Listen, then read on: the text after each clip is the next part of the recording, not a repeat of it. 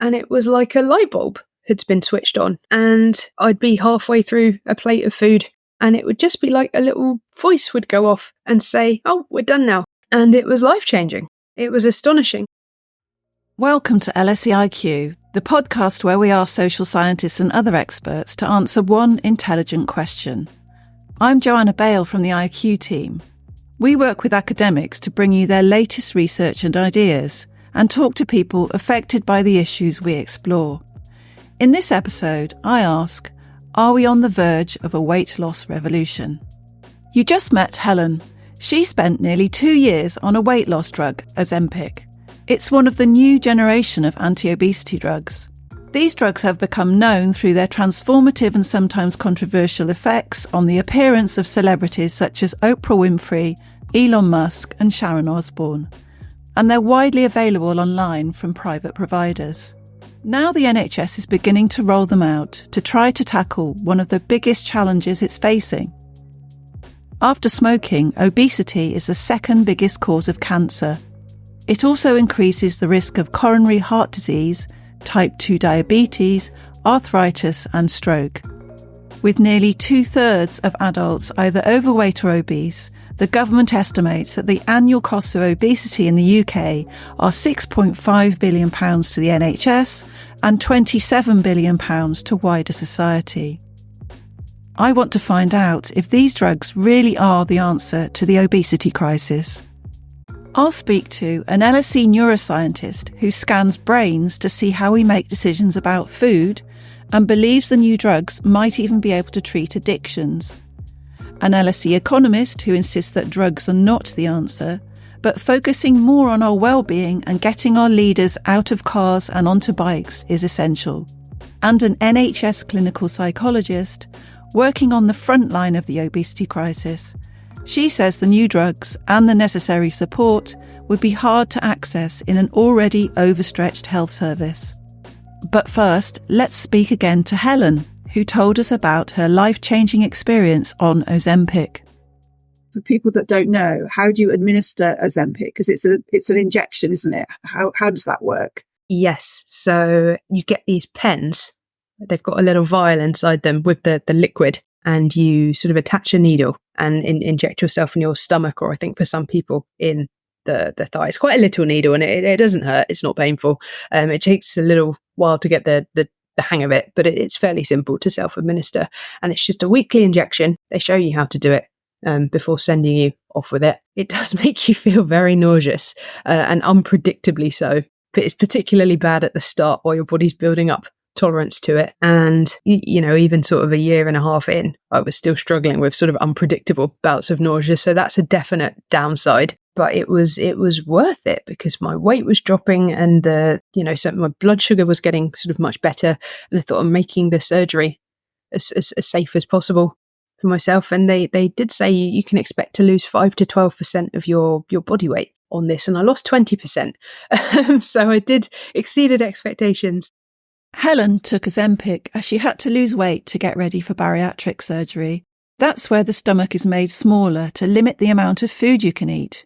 This was a drastic but permanent medical solution to reverse her obesity-related type 2 diabetes, which she was diagnosed with at the age of 27.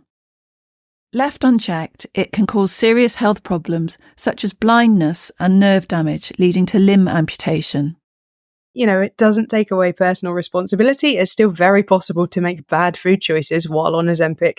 It's not like now after surgery where it's basically impossible to choose to eat junk. You can definitely still choose to eat junk on Ozempic, and you might do if you're having a bad day, a stressful day, something throws you off track. But what it stops is the constant, I've heard people describe it as food noise, where you're constantly thinking about food and obsessing about food and what am I going to eat next and what junk do I want and I'm craving this and I'm craving that. It gives you the ability to just stop and think about what you're doing rather than feeling in the grip of a compulsion sort of outside of your control.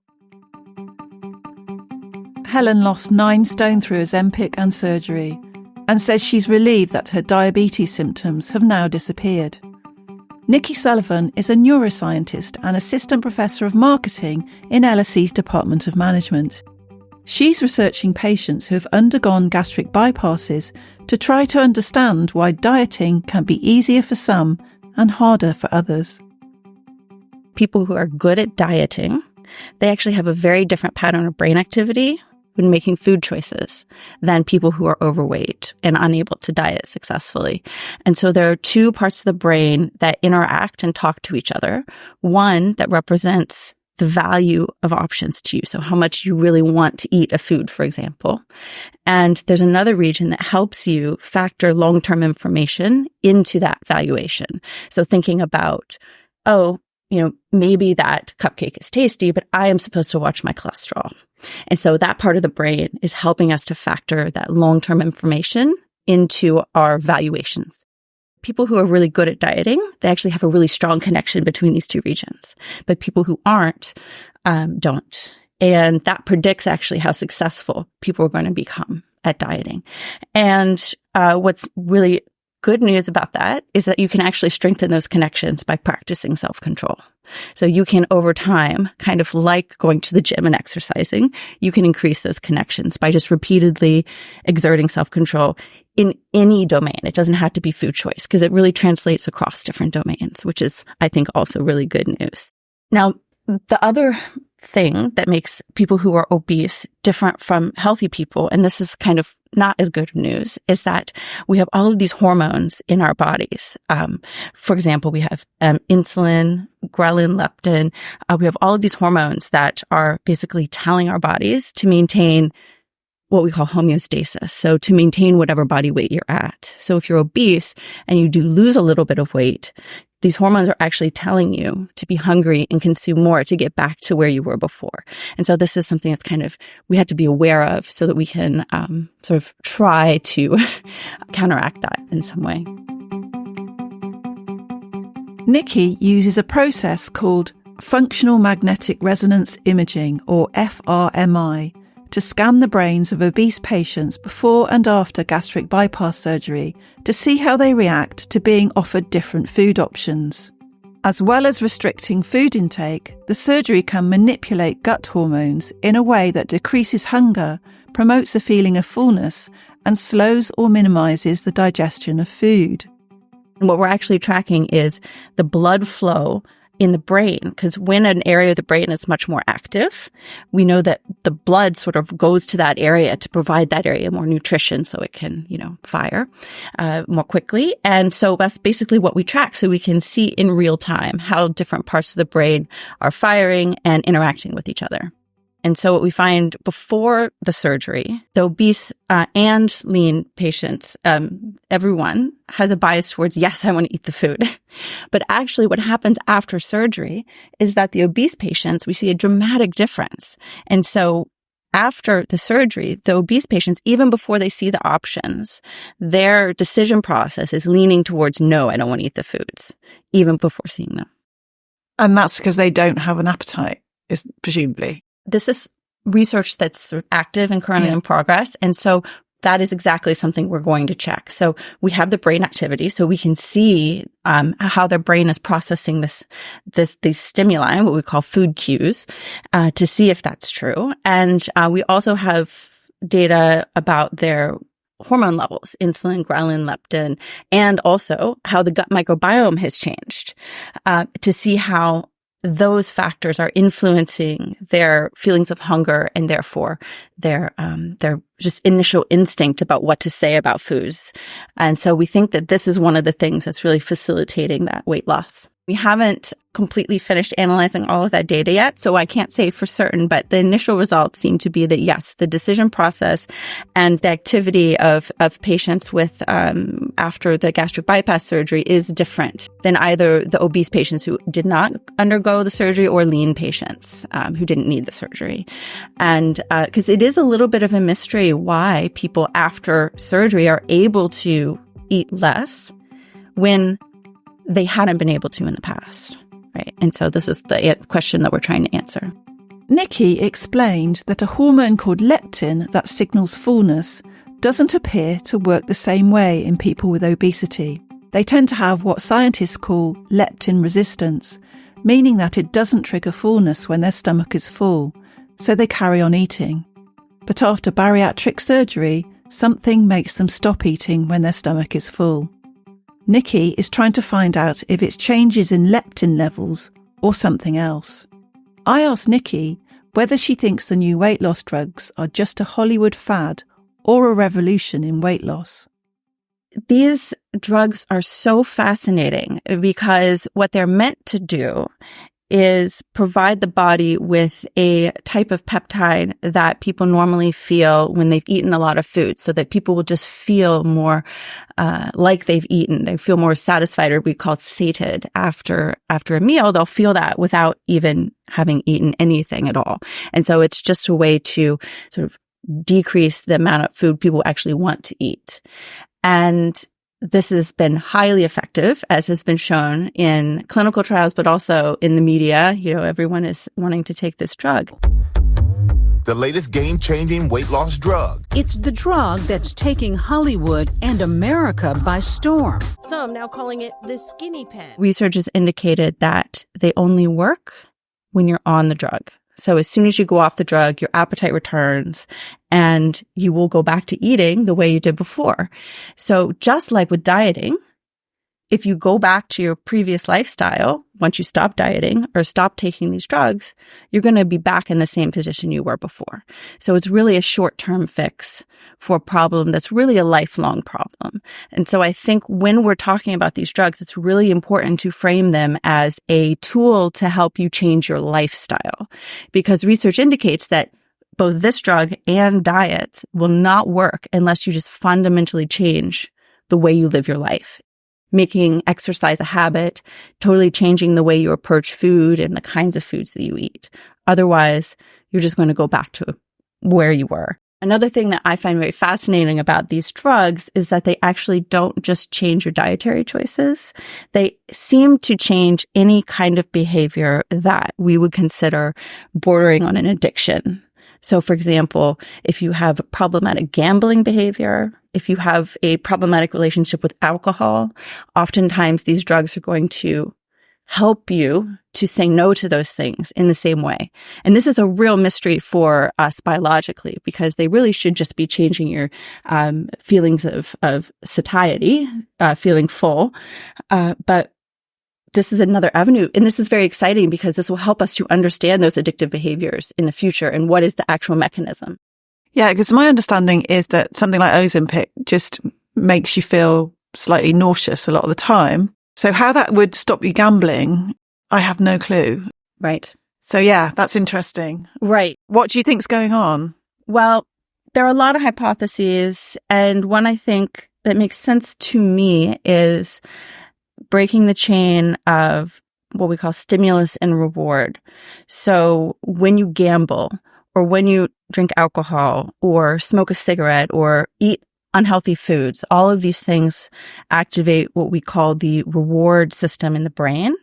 And what I think might be happening is that these drugs are actually decreasing the reward that you feel that from these behaviors, and that will then decrease your desire to do them. That's my hypothesis, but it'll be very exciting to actually see what is going on.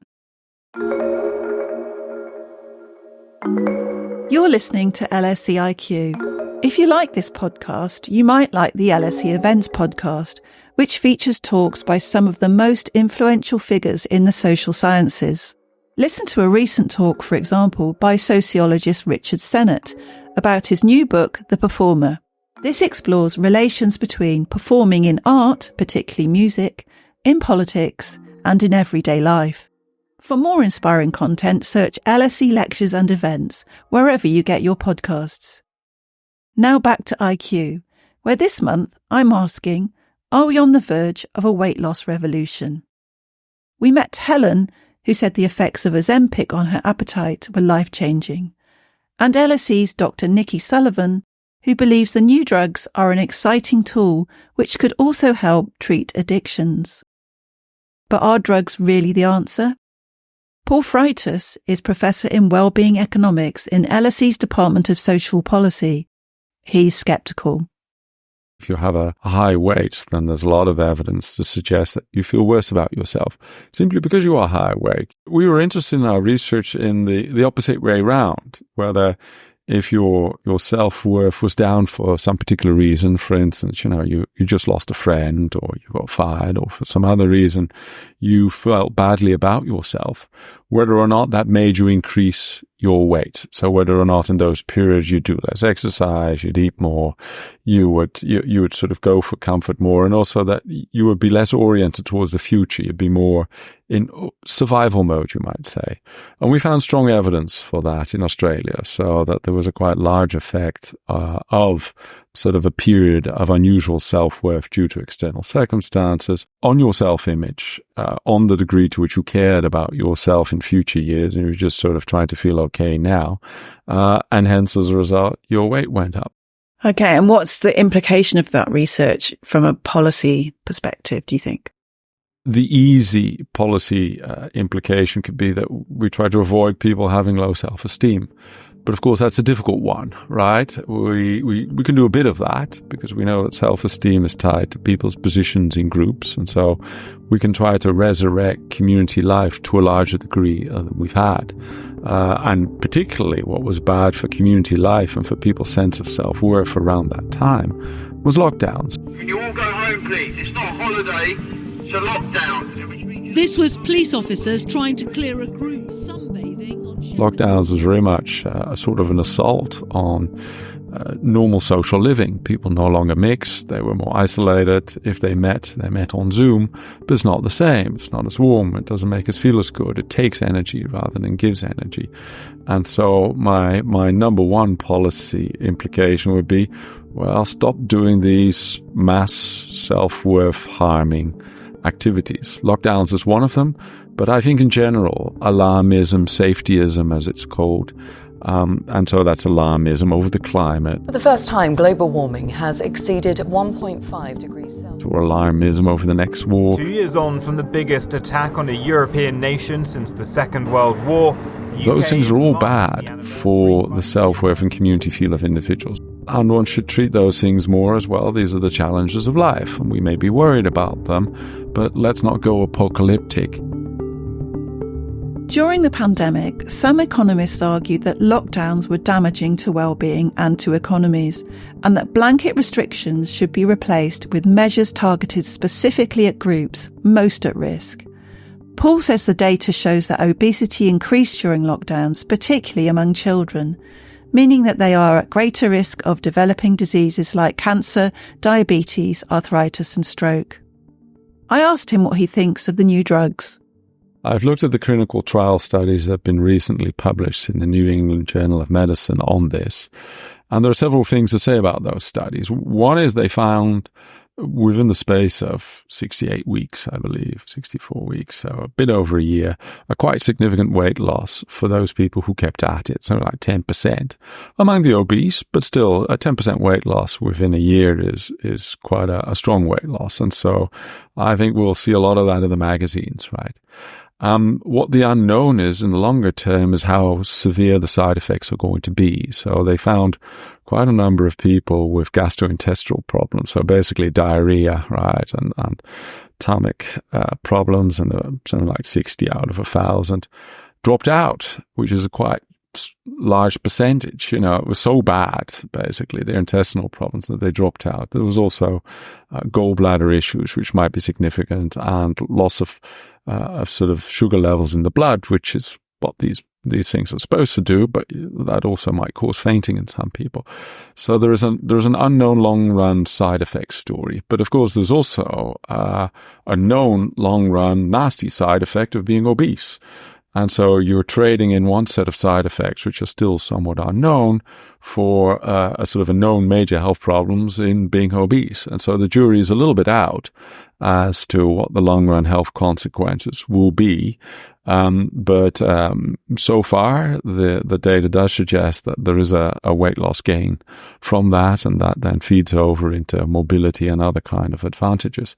So I don't think the fad is over yet. If it proves to be a fad, like many diets, which often look good in the first year, particularly among people who do them, but then turns out people can't keep at them, and 2 years later, people end up being even higher weight than before. So we'll see. But I doubt the craze is over. Yeah, I guess as soon as you come off the drug, you put the weight back on unless you make some permanent changes. So yes. So it would involve people being on those drugs for life? Well, one never knows. It is a medicalization, of course, of what is really a behavioral thing.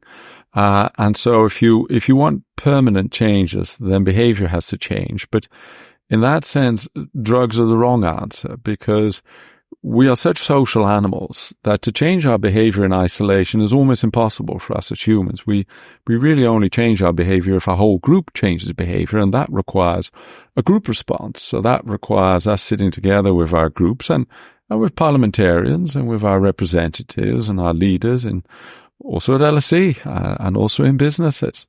And then there's got to be real conversations, which is, well, do we want to remain like this? And if not, what are we prepared to do different? Are we going to insist that, for instance, that our politicians don't go to their work in a big car, but like in the Netherlands, they arrive by bike, right? In fact, there's not even an option of arriving by car. And we do this for foreign dignitaries too. They want to visit us, they can come walk or cycle the last couple of kilometers to show a good example. Are we prepared to go there, or are we not prepared to go there? Are we not that serious about this?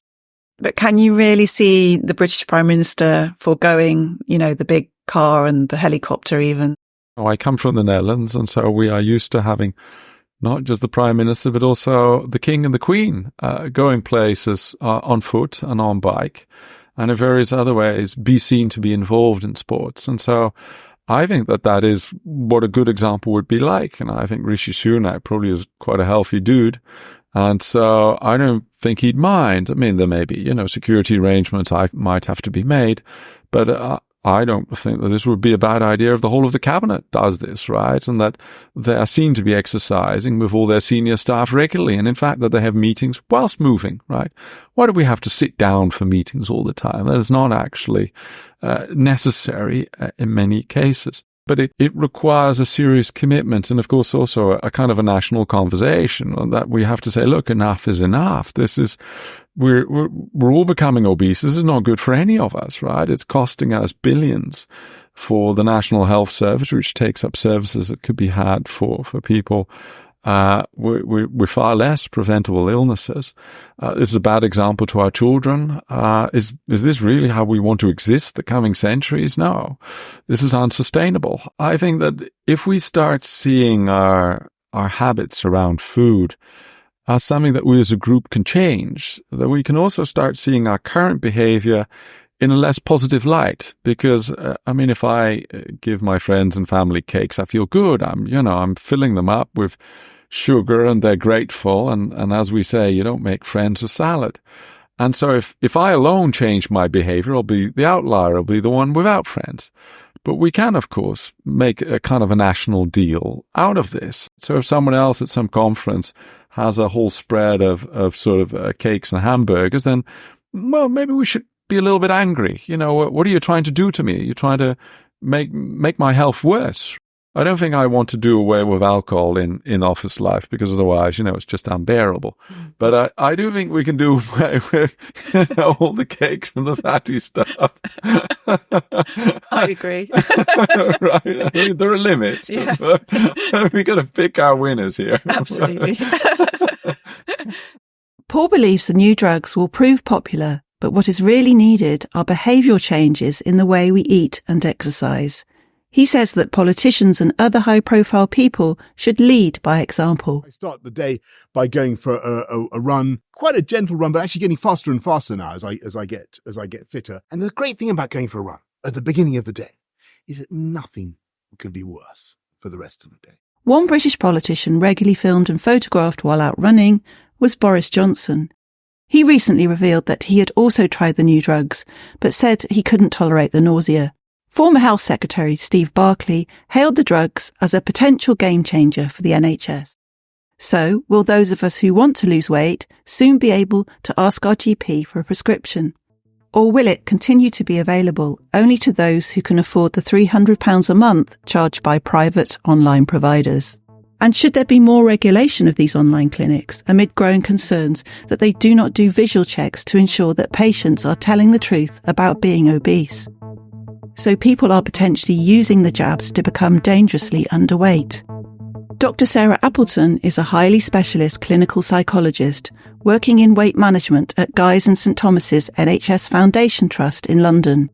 She works in what's known as Tier 3 interventions. That means treating people living with complex and enduring obesity. But there are long waiting lists. She told me some shocking statistics about lack of resources. We are working in an NHS at the moment that is really strained, and I really feel it as a clinician, and I really feel for the people that we are working with. About 4.1 million people are eligible for Tier 3 support within the UK, yet we have something like 35,000 places. So there's already a huge difficulty in access, and we really see that across the country with areas just not having Tier 3 provision. That also represents a real challenge for things like the medication that's obviously coming out, if these are being prescribed in a specialist weight management service, that I think is really, really important. But fundamentally, we may not have the infrastructure to be able to do that. So that is a huge challenge that we see. The NHS has strict criteria for those seeking the new drugs. NICE, the National Institute for Health and Care Excellence, which provides recommendations to the NHS, has approved Wegovy, also known as semaglutide, for the treatment of obesity, but only to those with a body mass index or BMI of over 35 or a BMI of 30 to 34.9 with a weight-related disease such as diabetes. They have to be prescribed within specialist weight management services, which, as Sarah explained, have limited availability. And they can't be prescribed for more than 2 years at a time. I think medication can be and is a really helpful tool for people living with obesity. In terms of the outcomes that I've seen in clinical practice so far, and I think it's important to note that these numbers are limited at the moment, I've seen some people have really good weight outcomes for the medication. That said, I've also seen a number of challenges, I think, including people losing weight and still not feeling better kind of within their body or within their mental health, which can be hugely distressing. There's kind of a belief that, once I lose weight, then I'll feel better, then I'll be able to start living. So when that doesn't happen, that can be hugely distressing. Or people having to stop the medication and their weight increasing, which again has an impact on self-esteem. And we start to see some of that internalized weight stigma show up, where people maybe perceive themselves as having failed in that instant, which is obviously not the case.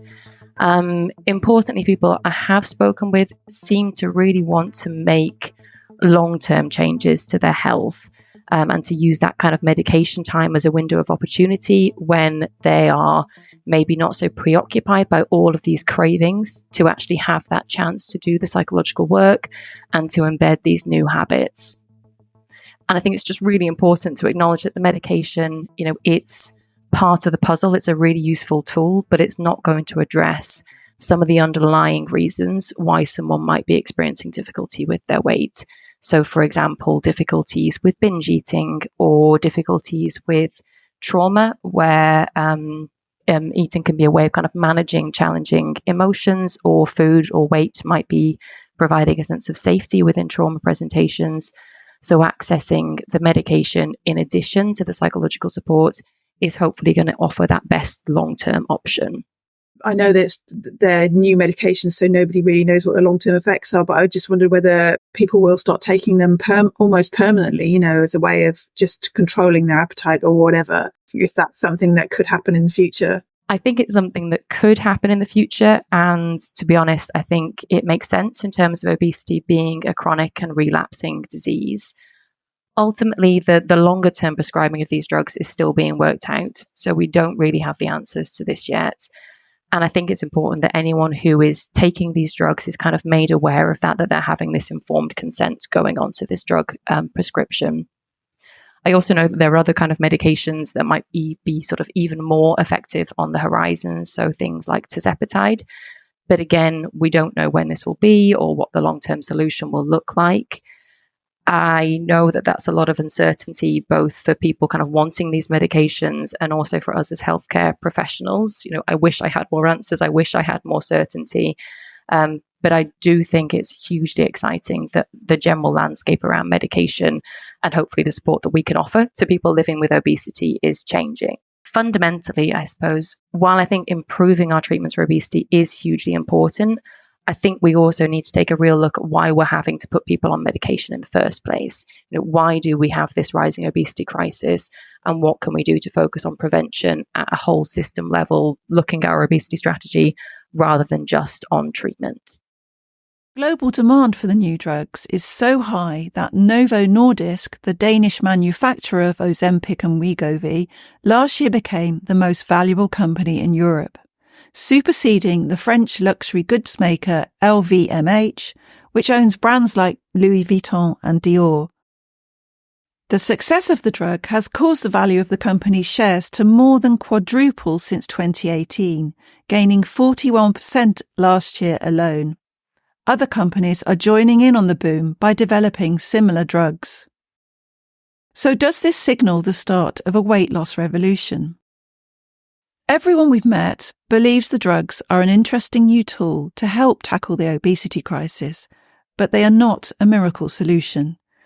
They say policymakers urgently need to address the reasons why people become obese in the first place, and fundamental change is needed.